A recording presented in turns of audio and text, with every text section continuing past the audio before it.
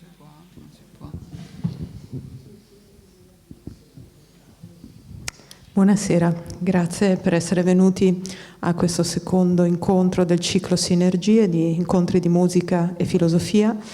Ringrazio l'Ateneo Veneto che ci ospita, ringrazio i nostri illustri relatori di oggi, la professoressa Sbarra, germanista di Ca' Foscari, la professoressa Dreon, docente di estetica del Dipartimento di Filosofia di Ca' Foscari, e il professor Calabretto, musicologo dell'Università di Udine e presidente del comitato scientifico della Fondazione Levi. Grazie anche ai nostri musicisti che ci allieteranno. Il tema di oggi è dedicato al rapporto di Liszt con l'Italia. Liszt ha amato fortemente il nostro paese e la nostra cultura, la nostra natura, e quindi sarà un'occasione per entrare un po' più approfonditamente nel suo mondo culturale vastissimo. Lascio subito la parola ai nostri relatori, buon ascolto. Buonasera a tutti, è con grande piacere ed è un onore per noi, penso, di interpretare il sentimento anche dei relatori di oggi, essere qui. Ringraziamo con calore Letizia Michelon che ci chiama sovente a disquisire di filosofia, di letteratura, di musica in questo bel contesto. Grazie a tutti voi di essere qui. Questa sera parliamo e ascoltiamo di viaggi, ed è insomma particolarmente significativo, penso, in questo momento, in queste circostanze in cui così difficile è diventato viaggiare, per cui forse c'è un anelito ancora più forte in questo senso. So che poi Stefania Sbarra ci parlerà di questo. È un piacere per me introdurre i due relatori di questa sera, Stefania Sbarra, che è una collega di Ca' Foscari, e il professor Roberto Calabretto, che è un musicologo dell'Università di Udine. Alcune parole per introdurre i due studiosi. Stefania Sbarra ha insegnato letteratura tedesca a partire dal 2000 all'Università di Ferrara e dal 2009 si trova qui a Venezia, all'Università Ca' Foscari, dove però aveva cominciato la sua carriera di studiosa con Giuliano Baioni. È una studiosa di età classico-romantica e di alcuni fenomeni del tardo Ottocento, del primo Novecento. Si è occupata anche di letteratura contemporanea, anche questa sera ci dirà qualche cosa di letteratura contemporanea, e occasionalmente anche di cinema tedesco. È autrice di vari libri: La statua di Glauco, letture di Rousseau nell'età di Goethe, e recentemente Il confine dov'è?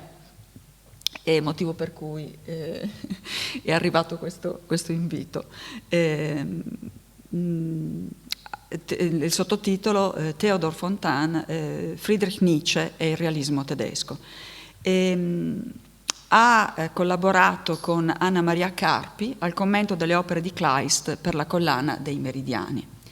Roberto Calabretto li presento entrambi subito, in modo da dare poi la parola e non disturbare più con la mia presenza. Roberto Calabretto si è laureato anche lui a Venezia, e quindi anche lui ha dei trascorsi veneziani, con il compianto Giovanni Morelli, è attualmente professore di musicologia all'Università di Udine, ma collabora anche con l'Ateneo di Padova e, come diceva Letizia Michelon, è anche presidente del comitato scientifico della Levi.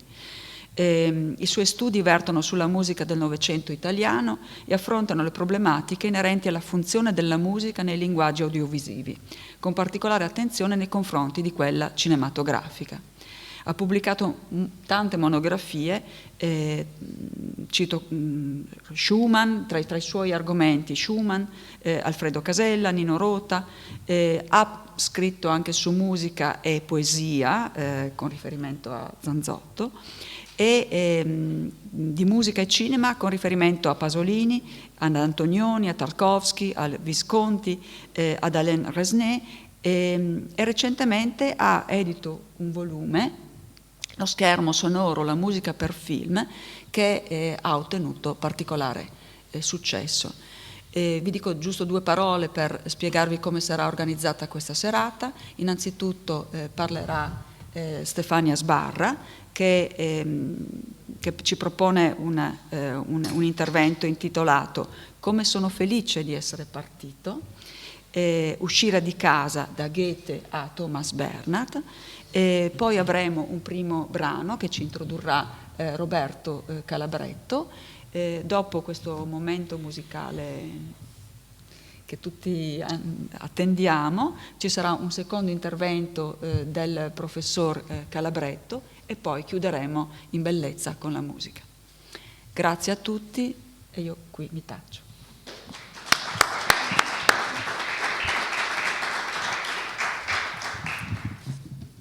Grazie alla collega Roberta Dreon per questa bella introduzione e anche e soprattutto all'Ateneo Veneto per l'invito. È un piacere essere qui stasera.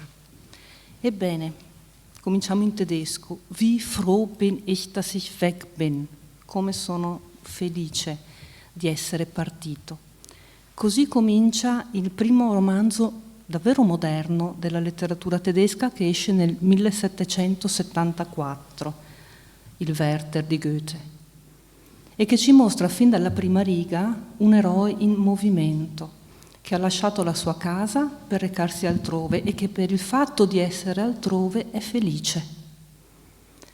In tedesco la felicità di questo incipit è restituita dal ritmo vivace di una sequenza monosillabica. Wie froh bin ich, dass ich weg bin. Sono tutti monosillabi. Si sente lo scatto alla partenza, all'inizio di un romanzo che ebbe un successo di pubblico straordinario, anche perché era scritto da un giovane che si rivolgeva a dei giovani e perché era reso in un linguaggio di straordinaria immediatezza, di ritmo. Divenne fenomeno di moda tra i giovani e anche i meno giovani pure il suo abbigliamento inconsueto, un frac giallo, un panciotto blu, gli stivali in pelle, i pantaloni gialli, che richiamavano l'abbigliamento, oggi diremmo sportivo, dei viaggiatori inglesi. Un abbigliamento da esterni, lontano, che porta lontano dalle stanze chiuse che avrebbero dominato invece la Germania Biedermeier dell'Ottocento, i suoi interni, talvolta asfittici. E ce ne sono molti di incipit nella letteratura di lingua tedesca che parlano della felicità del partire. Testi del canone letterario, la cui lettura oggi, come suggeriva anche Roberta Dreon, ci pare tanto più rinfrescante in quanto abbiamo alle spalle, e purtroppo non solo alle spalle, un tempo in cui uscire di casa non è più così ovvio. Ci siamo imposti di rimanere tra le nostre quattro mura, di limitare i nostri spostamenti per contenere la pandemia. E con questi occhi ci riavviciniamo a narrazioni in cui l'atto del partire è un momento di luminosa felicità che ora forse sappiamo assaporare più di prima come lettori.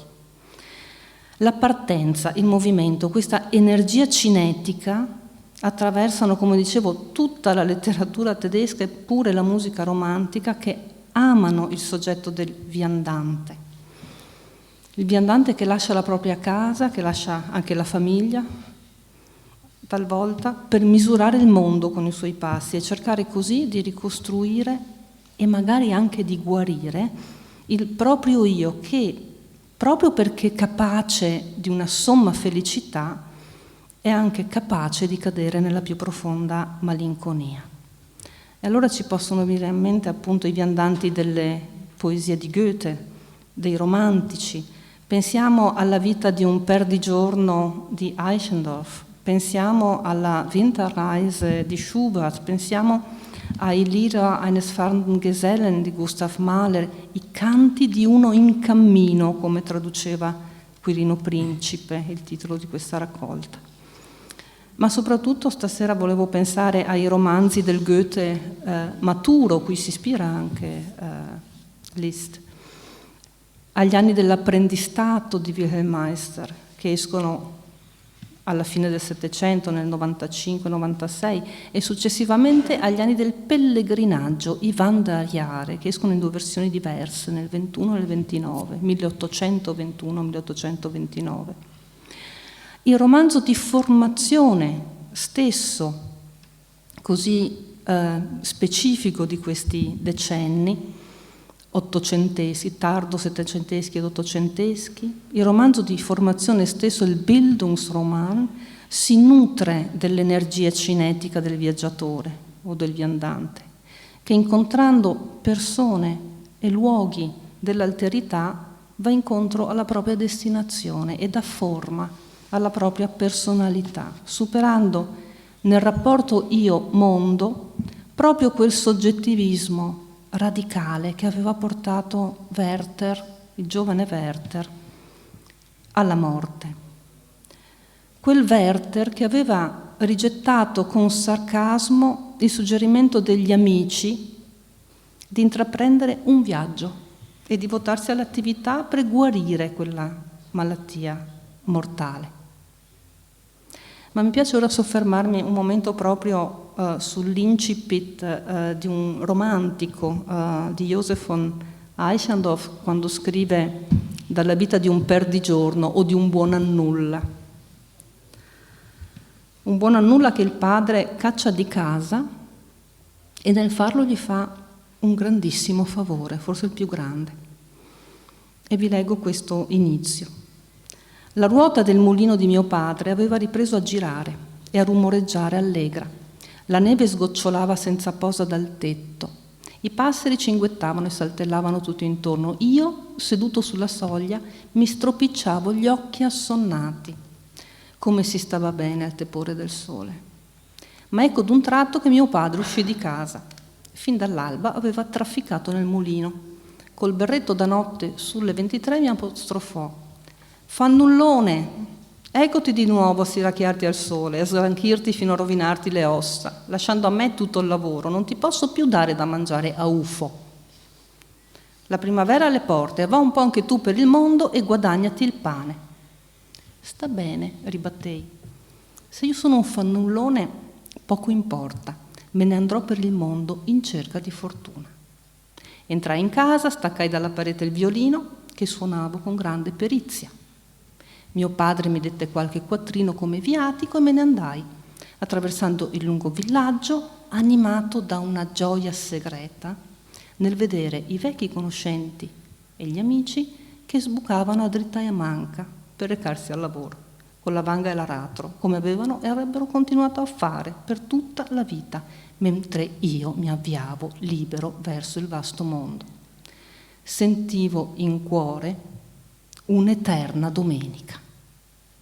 Allorché mi trovai finalmente in aperta campagna, presi il diletto violino e mi misi a suonare e a cantare cammin facendo. Un'eterna domenica, un'immagine straordinaria per questo stato d'animo. La poesia romantica che qui il nostro buono a nulla rappresenta sposando il viandante con la musica, ha inventato la contrapposizione tra il mondo della poesia, appunto, e il mondo dei filistei, così li chiamavano i romantici, che sono quelli che restano a casa, in preda all'abitudine, al quotidiano sempre uguale a se stesso. E ricordiamo qui per inciso che proprio nella letteratura del realismo tedesco, che nasce più tardi, cioè proprio negli anni, fine anni 40, negli anni in cui Franz Liszt compone i suoi anni di pellegrinaggio, ecco, nella prosa del realismo tedesco, la casa, la dimensione domestica diventano così centrali da entrare in concorrenza con i personaggi stessi e giungere persino a contenerne, a limitarne, a mortificarne talora la spinta vitale. Ma torniamo all'opposto, alla spinta opposta, alla passeggiata fuori di casa. E di passeggiate in quella straordinaria Koiné che era l'Europa dell'illuminismo aveva già scritto il fieramente svizzero Jean-Jacques Rousseau negli ultimi anni della sua vita. Poco dopo la pubblicazione del Werther di Goethe aveva dato alle stampe le fantasticherie del passeggiatore solitario. E qui aveva detto che mettersi in moto, partire, lasciarsi alle spalle la stanza chiusa e andare verso il mondo era un momento di felicità per il corpo e per la mente. E anche nelle confessioni ribadirà in un bellissimo passo questo suo amore per la passeggiata come momento di benessere psicofisico che lo porta a sentirsi padrone della natura intera. Ora, più di 100 anni dopo, un altro svizzero meno titanico di questo Rousseau, anzi tutt'altro che titanico, lo svizzero Robert Walser, nel 1917 ci regala la sua passeggiata, Der Spaziergang, che di nuovo ci mostra un incipit all'insegna della partenza, della casa lasciata alle spalle. E vi leggo anche questo incipit. Un mattino, preso dal desiderio di fare una passeggiata, mi misi il cappello in testa, lasciai il mio scrittoio o stanza degli spiriti e discesi in fretta le scale, diretto in strada. Sulle scale mi venne incontro una donna dall'aspetto di spagnola, di peruviana o di creola, che ostentava non so quale pallida e appassita maestà. Per quanto mi riesce di ricordare, appena fui sulla strada soleggiata, mi sentii in una disposizione d'animo avventurosa e romantica che mi rese felice. Il mondo mattutino che mi si stendeva innanzi mi appariva così bello come se lo vedessi per la prima volta. Tutto ciò che scorgevo mi dava una piacevole impressione di affettuosità, di bontà, di gioventù. In breve, dimenticai che fino a poco prima, su nella mia stanzetta, ero rimasto ad almanaccare tetramente su un foglio bianco. Mestizia, dolore, tutti i pensieri cupi erano come scomparsi, sebbene continuassi a percepire acutamente, dinanzi e dietro di me, una certa nota grave. Anche qui, potremmo dire, la puntualità dell'attimo in cui si viene spinti fuori di casa e colti dalla voglia di fare una passeggiata per lasciare la stanza degli spiriti, anche qui una prospettiva di momentanea, subitanea felicità e leggerezza, in cui le difficoltà della vita sono, se non risolte, almeno sospese, con uno sguardo nuovo, inconsueto, sorpreso sulla vita. E come non ricordare a questo proposito anche il viandante di Friedrich Nietzsche, quello di cui si legge nella Gaia Scienza. Nietzsche ci suggerisce questo: per osservare, lo cito un po' liberamente, per osservare, per guardare la nostra moralità europea, per misurarla su altre precedenti, passate o future, bisogna fare come fa il viandante, che vuole sapere quanto siano alte le torri della città. E per far questo abbandona la città. Allora anche qui, anche per Nietzsche, la partenza è un momento di liberazione dai cascami del passato e dai pregiudizi traditi. Partenza come momento di leggerezza, alleggerimento e felicità e anche di conoscenza dagli esiti incerti, sicuramente, e perciò sempre affascinanti. Ed ora un terzo ed ultimo esempio letterario di straordinaria leggerezza del partire, che ci viene offerto da Thomas Bernhard, scrittore austriaco la cui prosa musicale, già che il primo desiderio di Thomas Bernhard fu rivolto alla musica, ci trascina in un tempo non troppo lontano in cui essere un ragazzino nell'Austria degli anni 30 del Novecento era impresa tutt'altro che facile. Il suo racconto autobiografico del 1982, dal titolo Un bambino, inizia con un episodio che si colloca nel primo anno della Seconda Guerra Mondiale, quindi siamo nel 1939. All'età di 8 anni, al mercato dei piccioni di Traunstein, proprio sotto casa nostra, nel deserto di un pomeriggio di provincia assorto in se stesso, feci il mio primo giro in bicicletta sulla vecchia Steyr Waffenrad del mio tutore, che in quel periodo era stato chiamato sotto le armi in Polonia ed era in procinto di mettersi in marcia con l'esercito tedesco per invadere la Russia. Avendo preso gusto a questa disciplina, per me completamente nuova, il mercato dei piccioni me lo lasciai ben presto alle spalle, pedalando lungo la Schaumburger Straße fino alla piazza principale della città, per prendere lì, dopo 2 o 3 giri intorno alla chiesa parrocchiale, la decisione temeraria, che in capo a qualche ora si sarebbe rivelata funesta, di andare a trovare in bicicletta, mezzo che ormai, come allora credevo, padroneggiavo alla perfezione, una mia zia di nome Fanny, che vicino a Salisburgo, a una distanza perciò di 36 chilometri, passava il suo tempo in un giardino pieno di fiori, da lei stessa curato, con tutto il suo amore piccolo, borghese. Ecco, come ci dice Bernard, l'impresa finirà in una catastrofe, con una catastrofe che ora non vi descrivo. Anzi sì, distruggerà la bicicletta, preziosissima bici militare dello zio nazista. E i sensi di colpa di questo bambino che sfascia la bici militare saranno enormi e saranno invece del tutto assenti negli adulti che aderiscono al nazismo. Voglio finire questo scorcio su Bernard con le parole cariche dell'ebbrezza che precedono quella catastrofe di cui non andiamo a leggere.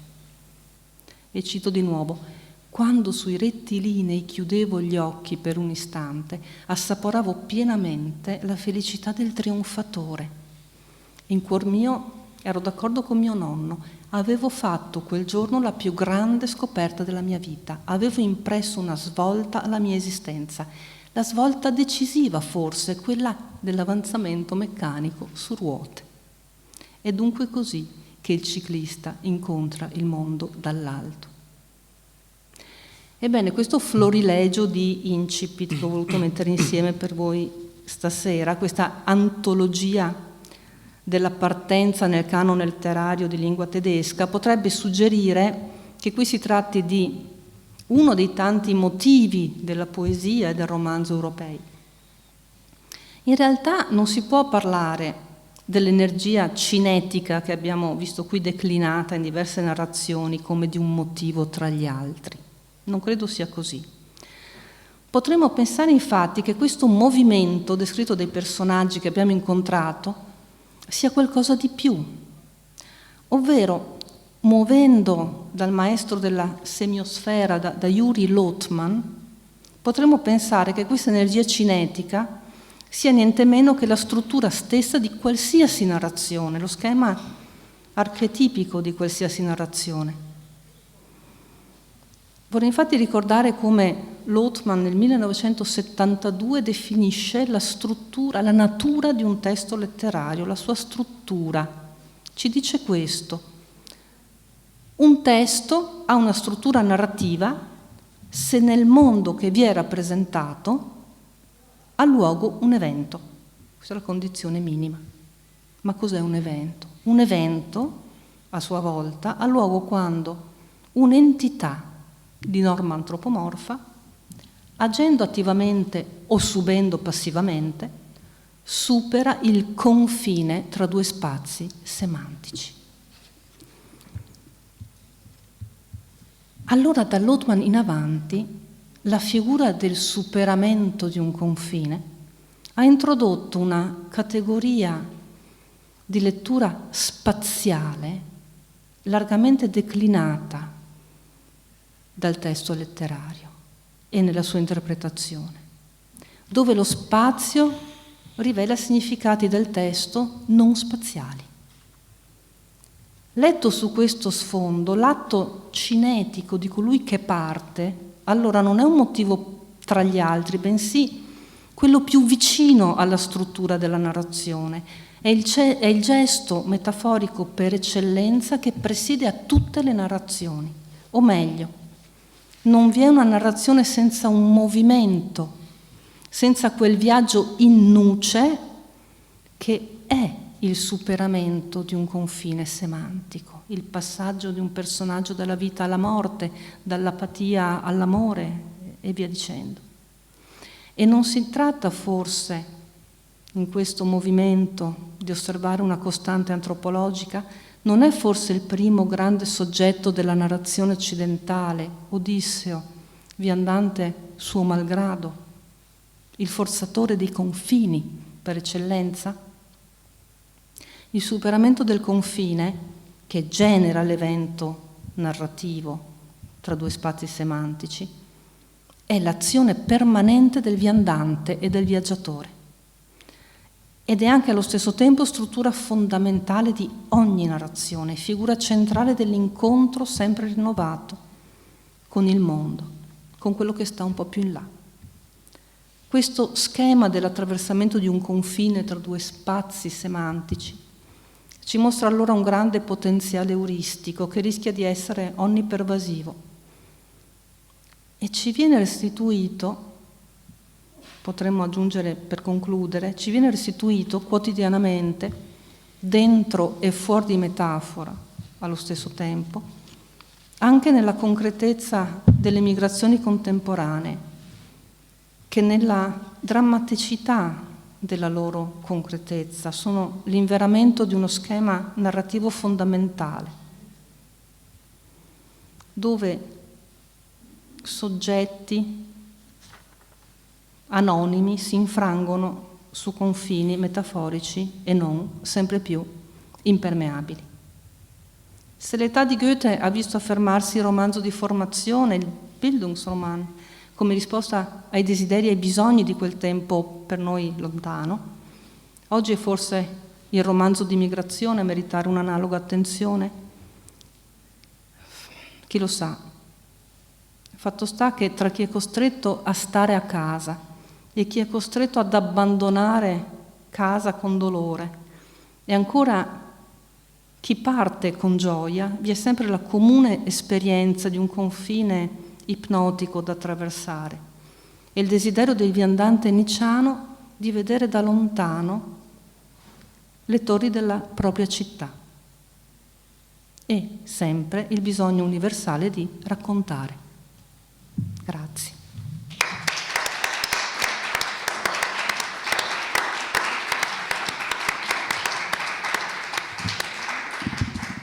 Grazie a Stefania Sbarra per questa suggestiva carrellata sul viaggio, sul confine, sulla rottura dell'abitudine quotidiana che può essere cercata, ma può essere anche costretta, il migrante di cui hai parlato alla fine del tuo intervento. Ora il professor Calabretto dirà due parole per introdurre il primo brano dei nostri due strumentisti. Prego. Passiamo allora subito la parola alla musica e a Franz Liszt, che è il protagonista di questa nostra chiacchierata.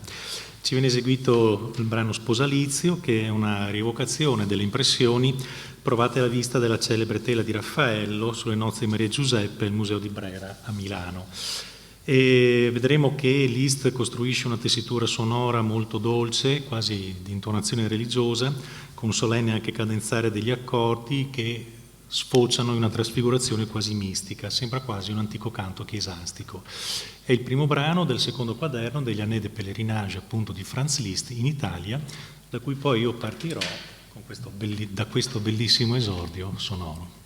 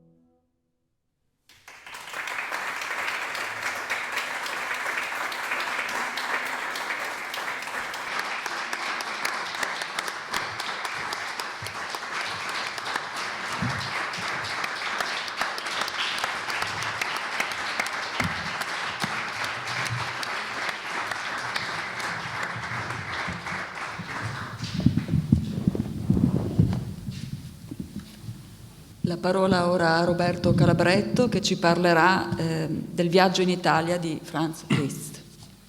Prego. Grazie. Il viaggio in Italia di Franz Liszt si colloca senz'altro all'interno di una realtà molto articolata, molto complessa. Per tutti i compositori, in particolar modo tedeschi, nel corso dell'Ottocento, fare un viaggio in Italia era quasi una tappa obbligata della loro formazione, oppure, seguendo quanto ci diceva nel bellissimo intervento iniziale la professoressa Sbarra, era un naturale approdo della loro poetica.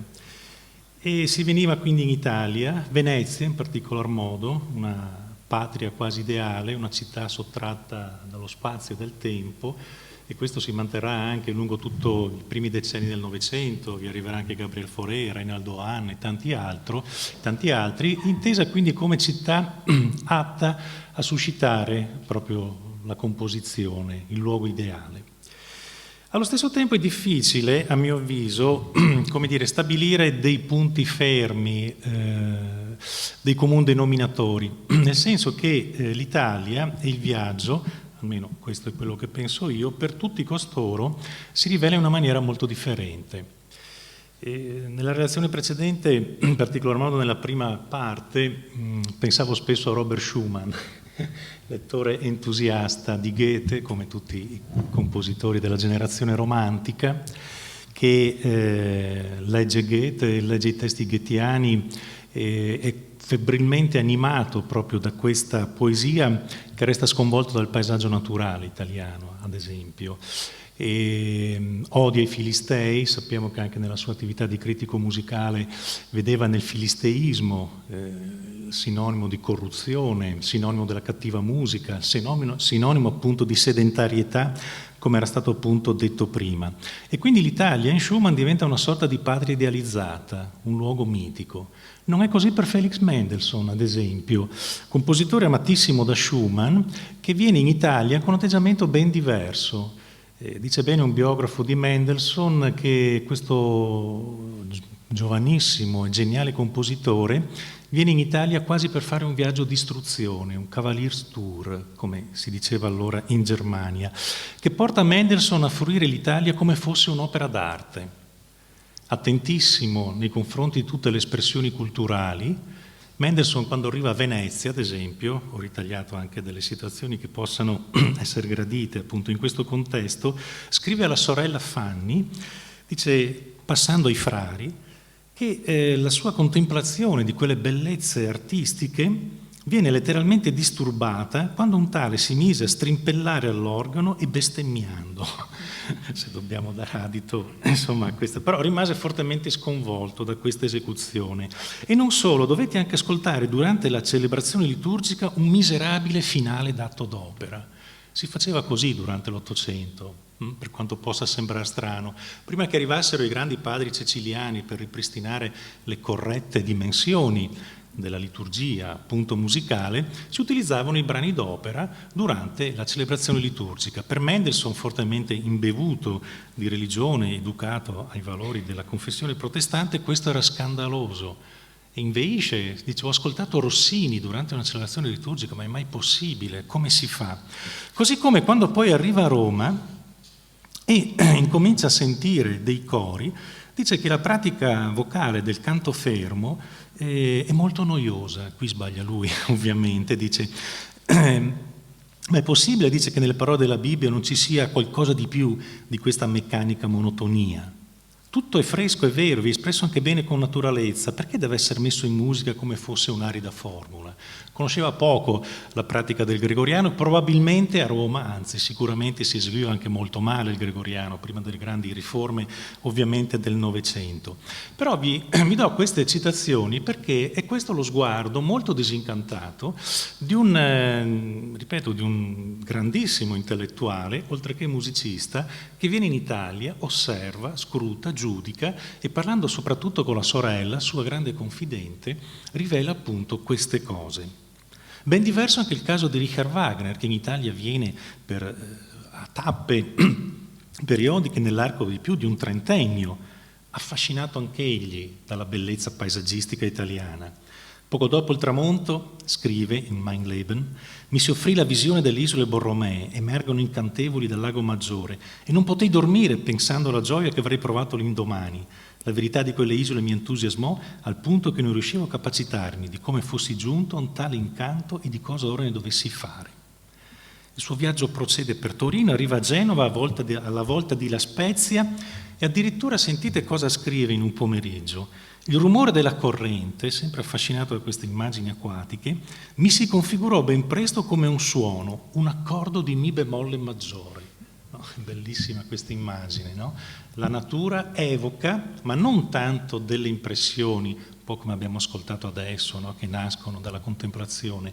No, un elemento naturale, addirittura Wagner dice, mi ispira un accordo, che ondeggiava in continui arpeggi, e questi arpeggi si disegnarono in figure melodiche sempre più mosse, senza mai uscire da quell'accordo perfetto di mi bemolle maggiore, che nella sua fissità sembrava imprimere una significazione infinita all'elemento di cui mi inabissavo.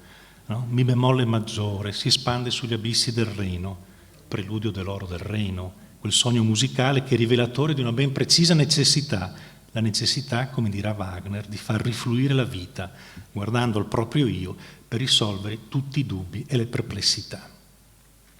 Arriva a Venezia, sappiamo ovviamente tutta la storia e tutte le diverse tappe dei viaggi veneziani di Wagner, qui trova un mondo tutto remoto, un mondo che aderisce al mio bisogno di solitudine, nulla coinvolge direttamente in quanto vita reale, ogni cosa agisce direttamente, come fosse un'opera d'arte. Questa città gli parla appunto in questi termini. Vivere con l'arte per il tuo conforto, ecco il mio compito, aderente alla mia natura, al mio destino, alla mia volontà, al mio amore. È così che ti appartengo. Qui sarà completato il Tristano, a sfida del mondo intero.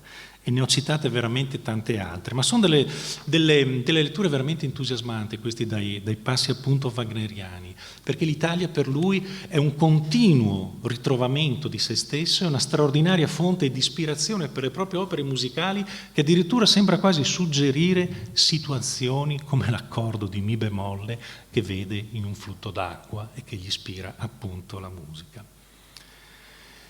Se ci basiamo su queste, che sono solo, ripeto, piccoli stralci di citazioni, può sembrare strano che Liszt, un compositore che è giunto anch'egli ripetutamente in Italia per poi fermarsi a Roma per tantissimi anni, quando nel 1838 scrive il signor Lambert Massard, un articolo che poi sarà pubblicato sulla Gazette Musicale di Parigi, dice, e guardate questo esordio che è come dire, destabilizzante: in verità, amico mio, il musicista viaggiatore è un personaggio grottesco.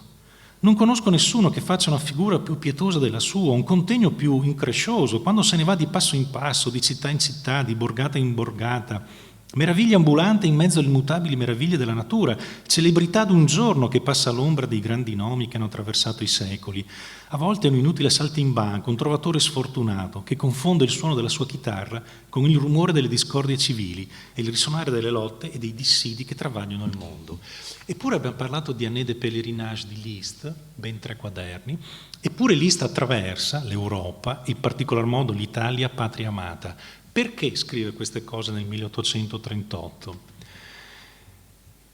Perché Liszt è fortemente consapevole, e dalle cose che vi dirò adesso spero di dimostrarlo, che il viaggiare dopo il 1830 per un compositore significa un qualcosa di diverso.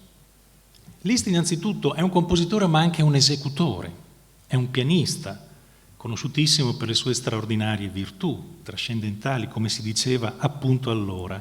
E Liszt ha bene in mente che l'Europa musicale del 1830, quell'Europa contro cui anche Schumann inveiva nella sua Neue Zeitschrift für Musik, è in balia, è fortemente in balia dei gusti del pubblico che condiziona fortemente la prassi concertistica. Questo lo dirà ripetutamente nei suoi diari e nei suoi articoli che scrive appunto attraversando l'Italia.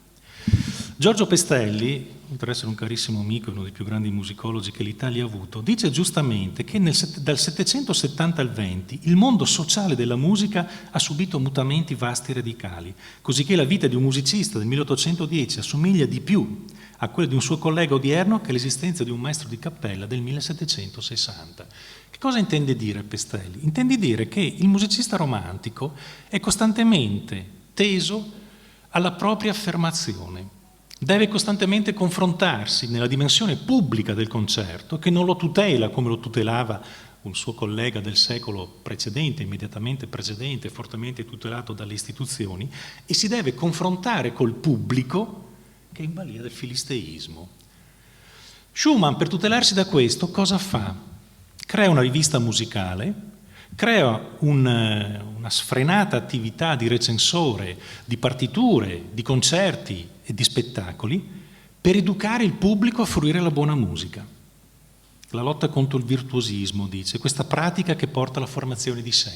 Liszt queste cose, invece, soprattutto in questa sua dimensione, che ripeto è duplice, è un compositore ma è anche un virtuoso, sente fortemente la contraddizione dei tempi.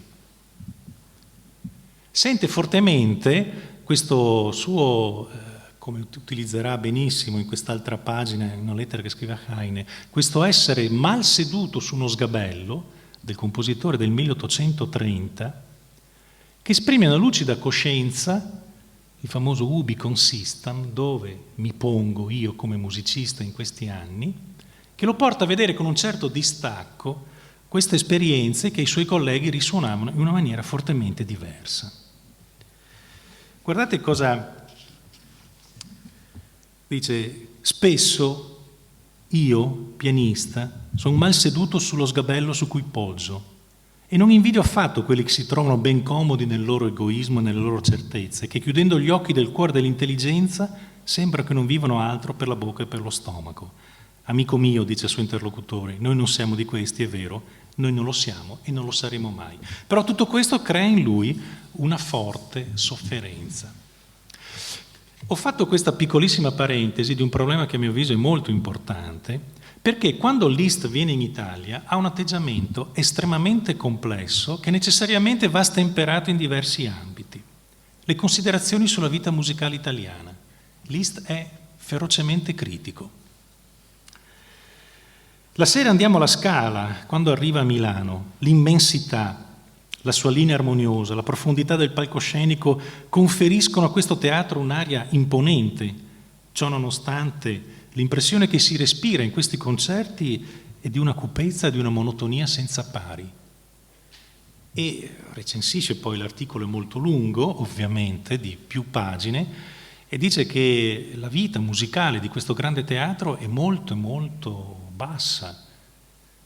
Gli italiani sono fortemente vincolati a dei gusti musicali molto dozzinali di routine, dice, e critica in maniera anche molto forte la programmazione di questo teatro, in particolar modo gli spettacoli operistici. E questo fa anche pandan a Schumann, che critica gli italiani, che sono costantemente attaccati alla musica d'opera e non hanno una loro tradizione strumentale, il grande tema, insomma, dell'Ottocento italiano. Assiste alla rappresentazione del Marin Faliero e dice che la musica in Italia ormai assiste ad una decadenza musicale assoluta. L'orchestra e i cantanti sono slegati tra loro, non ricevono alcun stimolo dal pubblico, che chiacchiera o dorme. Questi erano i costumi che esistevano in tutta la tradizione teatrale ancora nel secolo XIX. Noi oggi siamo abituati al silenzio in sala, ci mancherebbe, ma lo sappiamo benissimo che nel 7-800 i teatri erano dei luoghi appunto apertissimi. E lui dice: nel loggione si pranza e si gioca a carte, svagati, intorpiditi, scalcinati, questi ci appaiono più che degli artisti, dei mestieranti pagati ad ore. Ma perché affaticarsi per un pubblico che non ascolta? C'è un ordine estetico totalmente estraneo agli italiani. La profondità del pensiero, la nuda verità, vogliono nella musica belle ampie pianure come quelle lombarde, prati smaltati e ridenti sotto il sole, non amano i monti impervi, né gli abissi, il canto dell'allodola, non il grido dell'aquila. E qui ancora Schumann, che paragona i tedeschi appunto a delle aquile, e la musica italiana se non al canto degli allodoli, al canto degli uccelli che svolazzano a destra e a sinistra. Beethoven, Weber, anche Mozart, sono loro noti? Di nome. Rossini, il grande maestro, la cui lira possedeva tutte le corde, ha fatto vibrare per loro soltanto quella della melodia. Sono dei bambini viziati, li ha fatti divertire come essi desideravano. Quindi il pubblico non è educato, la programmazione dei teatri non educa il pubblico allo stesso, e lui stesso dice che nelle sue esibizioni concertistiche, suona tantissimo, suona a Milano, suona a Venezia, suona anche a Trieste addirittura, dice: mi sono dovuto adattare alle consuetudini del tempo, eseguo pagine sinfoniche, operistiche o solistiche senza un ben preciso ordine. Sembra quasi essere consapevole di una tipica programmazione dei suoi recital per andare incontro alle esigenze di questo pubblico che appunto è corrotto. Anche il mecenatismo dorme. In Italia si conoscono pochissimi pianisti, Chopin, Hummel, Moscheles, Kalkbrenner, questi sono ignoti, e la musica per quartetto è trascurata, a parte le ouverture delle opere che si ascoltano a teatri senza brillantezza, senza precisione, senza affiatamento, e d'altra parte per metà coperte dal brusio delle chiacchiere è praticamente impossibile il più piccolo frammento di musica sinfonica. Sono giudizi pesantissimi. Addirittura in una lettera chiude: perché oggi un musicista viaggia in Italia? Occorre che sia come me, avido di sole più che di gloria, desideroso di riposo più che di denaro. Soffermiamoci su questa immagine. Un viaggiatore che deve venire in Italia, quindi, non deve venire per ascoltare la musica, perché la situazione musicale in Italia è in preda a questo cattivo gusto.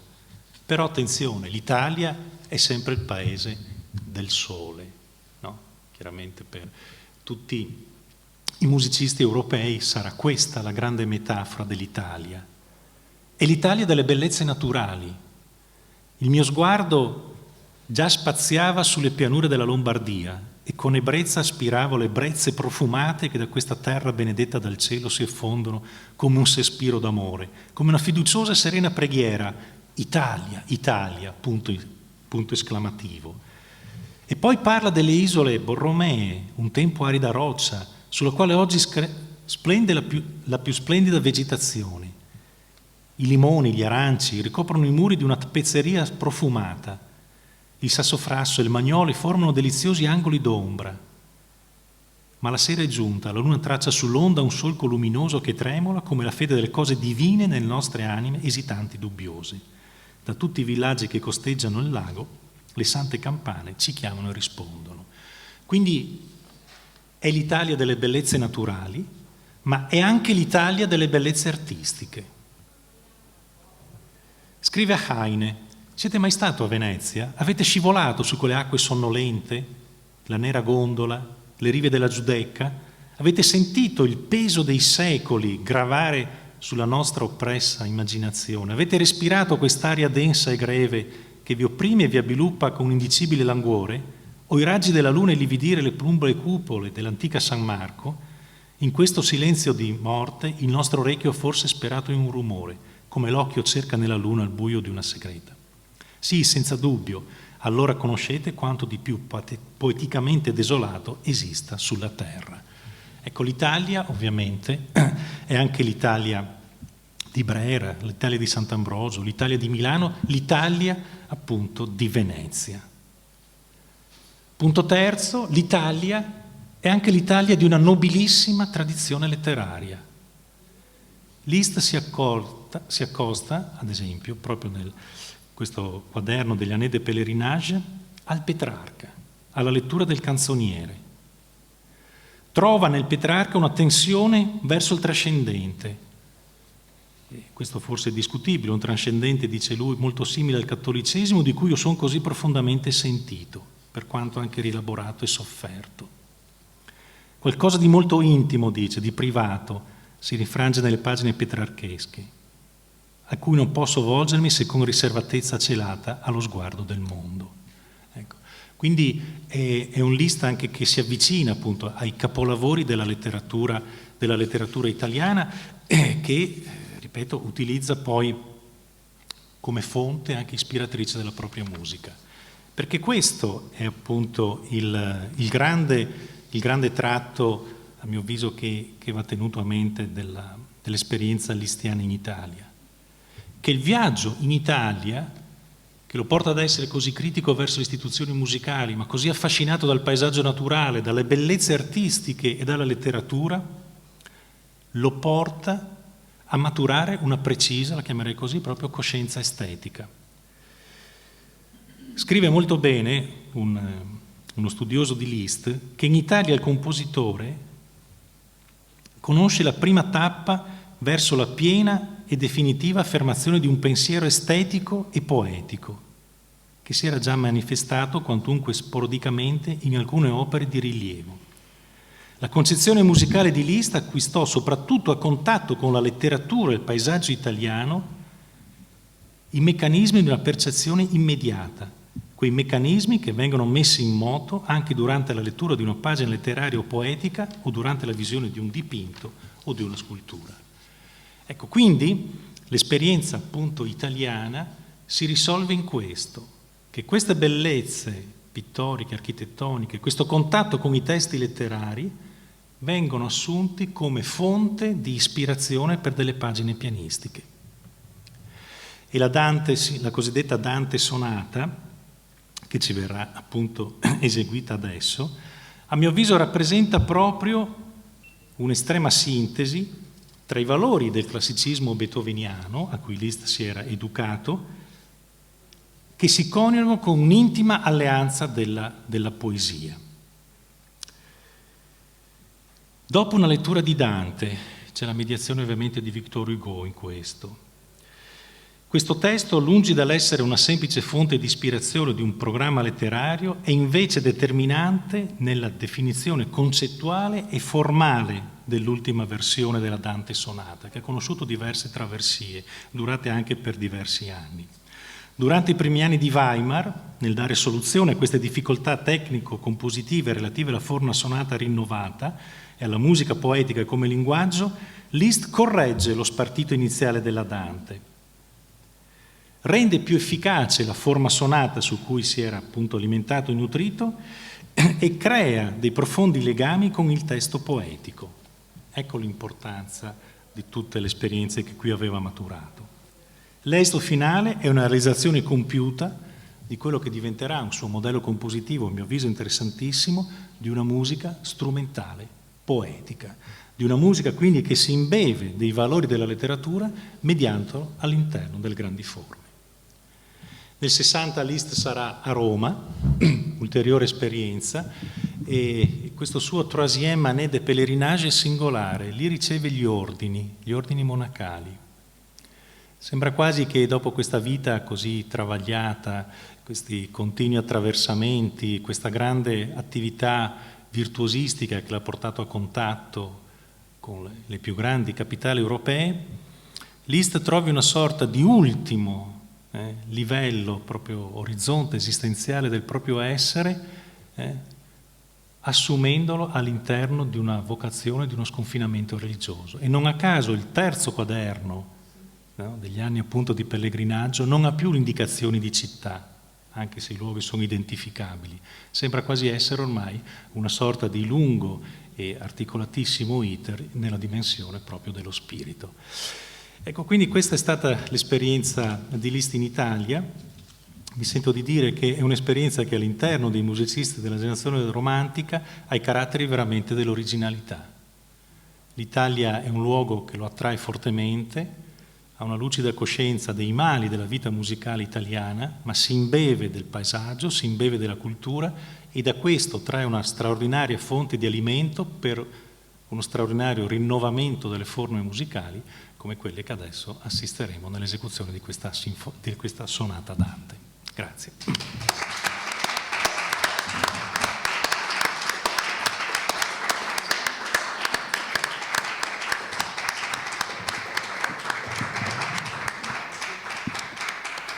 Grazie molte a Roberto Calabretto per questo ritratto di Liszt viaggiatore in Italia, direi precorritore dell'intellettuale novecentesco, un musicista senza qualità, la cui critica del filisteismo non è meno graffiante delle note di Bernard, di cui ci parlava prima Stefania Sbarra. Grazie ancora. Ed ora tacciono le parole e lasciamo il palcoscenico a Elisa Milo, che dopo Francesco Greco ci farà passare dei momenti musicali. Grazie ancora.